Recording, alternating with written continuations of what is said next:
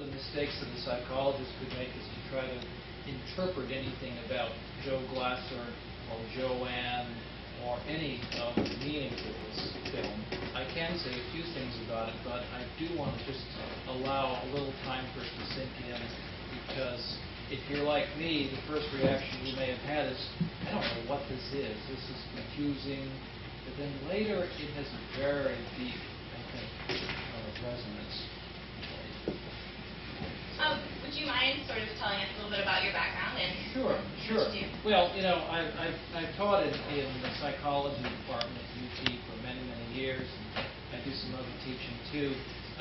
But besides doing the academic psychology and research, I have a strong interest in Carl Jung and Jungian analysis, and I think that kind of background informs a lot of my appreciation of this film, because we had many other examples of how depictions of psychiatrists or psychologists violating boundaries, sleeping with patients, being promiscuous. You can see in Joe his tendency to overanalyze things and yet being afraid, very deeply afraid. And so he tries to use the film. But, I want to show you that, or comment just a little bit about how different this is from some later efforts to depict the breakdown process, and the way that more contemporary films or TV shows, such as In Treatment with Dr. Paul Westerers, I'm sure you've seen, it's very different from this. And even in terms of another current interest these days in Carl Jung's Red Book, which I hope some of you will take a look at, can show how the contrast between the way Milton Moses Ginsberg depicts this character, which is partly a representation of his life. And I do encourage you to take a look, Wendy and the others of you, to take a look at the supplementary material, because there's a beautiful essay by Milton about how his own life is portrayed in this film. And a sequel that he made called City Below the Line, which is just brilliant and will serve as a nice bookend for this. But let me just contrast one more thing about what we might learn from this depiction of the breakdown process. Joe starts by being very afraid and very alone. He has, obviously, needs for deep passion, deep connection. He feels rejected by Monica. You can see her in this film. But he doesn't really know, even though he's a psychiatrist, how to go inside of himself and find meaning. Instead, he has to take a look at creating reality, creating a mirror. He kind of calls himself the glass man at one point, too. So, he's trying to use the camera and the mirror to stay hold of things. Carl Jung, in the Red Book, describing in the 1913-1920 his own breakdown, went inside of himself in terms of active imagination and fantasy. He didn't have to act it out. And although Carl Jung had his mistresses, one being Toni Wolff, through that relationship, he learned more how to be empathic and to attune himself to his own unconscious and to other people. Unfortunately, in this depiction, you see this technical term for it is projective identification, where Joe, the psychiatrist, and his former patient, Joanne, mutually project on each other their wants and needs and mutually do damage to each other, probably with Joe being more the victimizer of Joanne. But at the end, they both are broken. So the point is, how do you break down and how can you find meaning? Existentially, it's his search for meaning, but he is breaking down. And rather than finding strength within, it doesn't seem like he's doing that. I don't want to interpret more than that, though. I think we should take questions and comments from folks. I hope that will show you a deeper level of resonance. It's the different ways we can depict passion, eros, the search for meaning, and existential angst as depicted here in the world. Yes, sir. I'm really glad you brought up In Treatment. I forgot about that show until you said something about it. But that show really gives us kind of not an all-powerful, but is he a psychiatrist or psychologist? He's a psychiatrist. He's a psychiatrist. He's kind of got this comfortable, kind of safe position in that show, partially because it's episodic, and each episode is encapsulated. It has a resolution at the end of each episode. But this film shows us a very unstable person as a psychiatrist, and someone who's you pointed out that he's very afraid. He seems to be most afraid when someone else possesses some kind of control. Like when Joanne picks up the camera, she is unknowingly attempting to do to him what he's doing to her and all these other women. But so as far as a filmmaker creating a depiction of a psychiatrist, comparing those two examples, In Treatment and Coming Apart,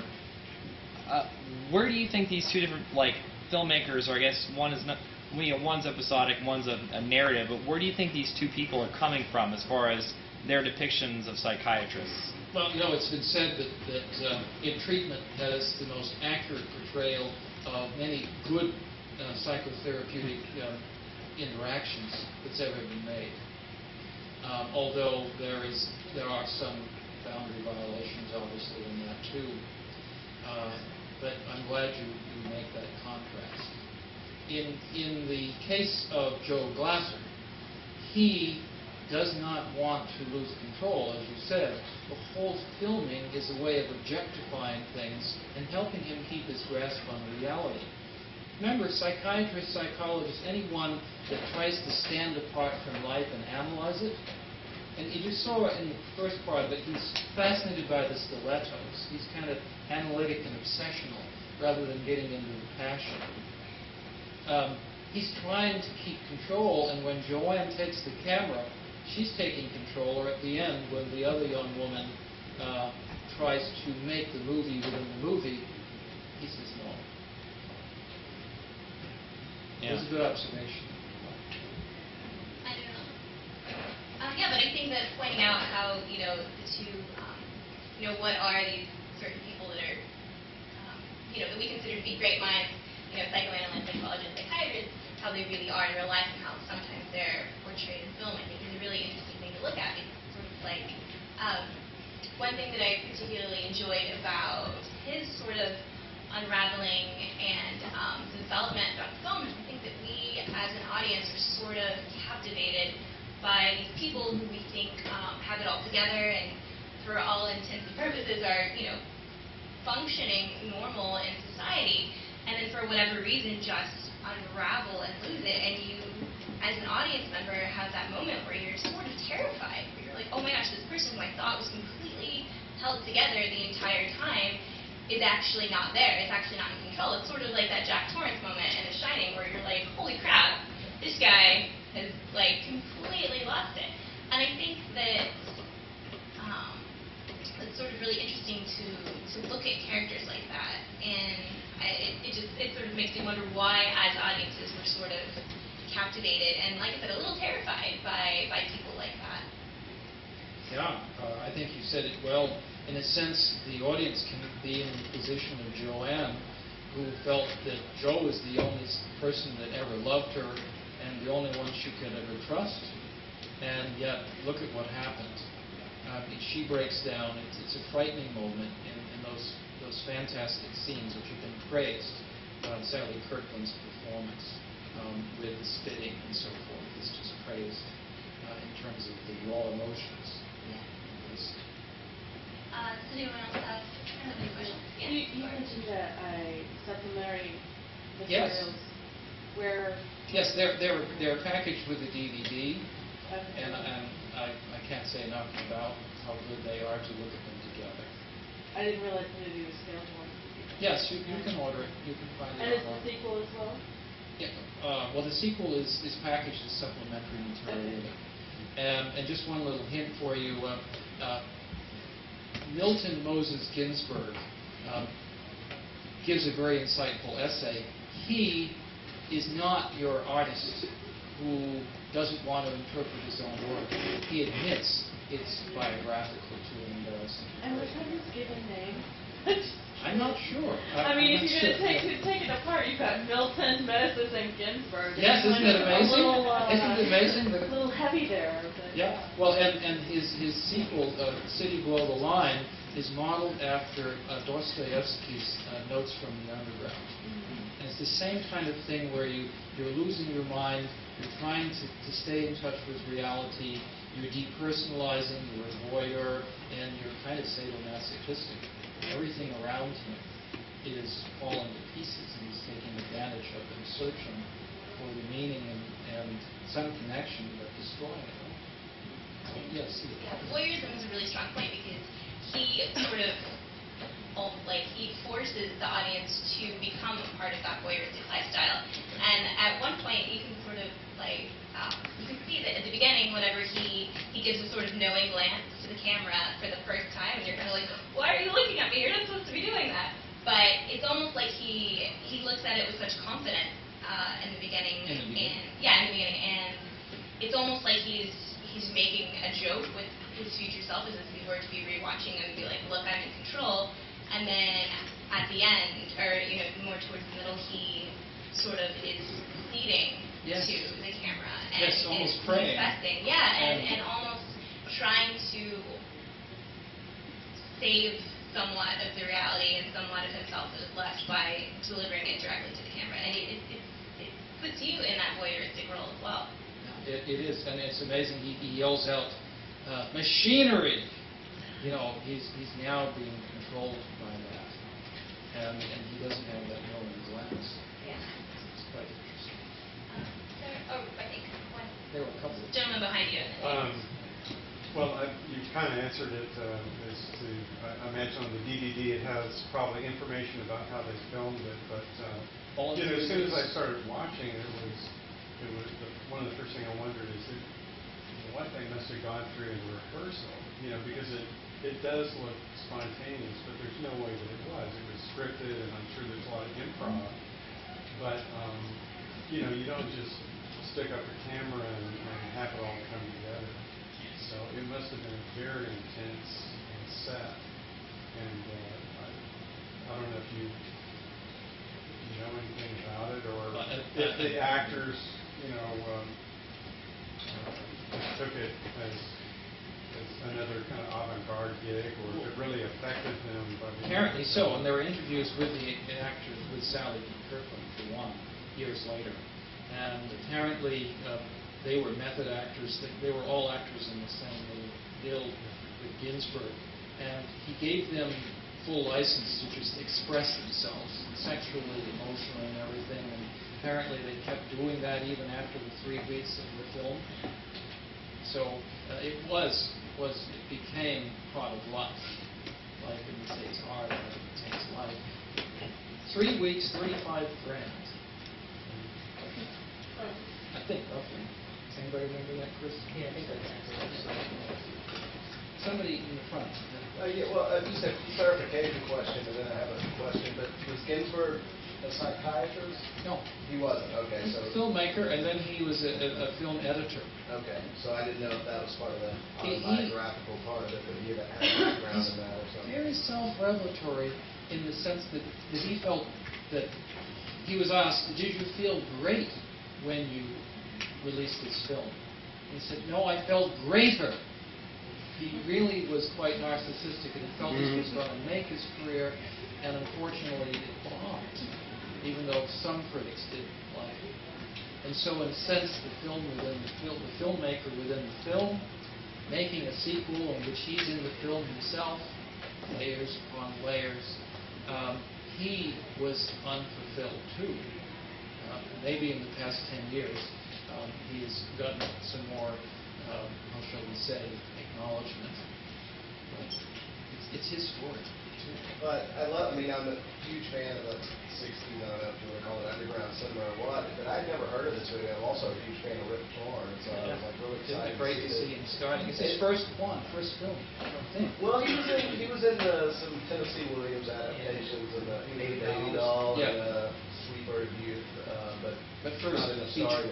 Yeah. So I was excited about it and definitely enjoyed it, but I was struck by its similarity to David Holzman's Diary, which I think came out the same. He said it was year. influential. I mean, a lot of the context influenced. So that one David Holzman's Diary came out first. It was first. But it's the same thing with this mockumentary thing with the guy filming his events leading up to his nervous breakdown and being a voyeuristic filmmaker. I mean, there's such companion to it. It's very strange. Another question? Come on. Okay, well, I want to talk about the mirror again. Sure. I thought, or I'm curious as to what you thought, how effectively the mirror sort of acts like a third character, almost, or I guess a third, depending on how many people are in the room. But because it's not only reflecting what he's doing at the time, it's sort of reflecting his characters, the way it's unfolding, and we don't always see him; we just see his reflection. So it kind of gives you this alternate angle to look at his character at, and I want to know how effective do you think that is at mirroring his psychological I'm level? glad you used the term mirroring, too, because now as that's used in psychoanalytic psychology and self-psychology, mirroring is described as a natural process that we all go through when we're growing up. Our parents mirror us so that we can see reflected in their face our own emotions, and that helps us to develop a sense of self. In this case, though, it's not quite that way.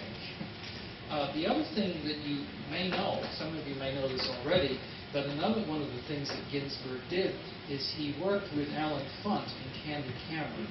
And if you are old enough to remember some of the Candid Camera, they used mirrors a lot in that. The camera behind the mirror and letting it just roll to catch people in the act of being themselves, as Alan Funt said. And I understand that Funt had a few of his own little oddities and obsessions, so that may have gotten into it too.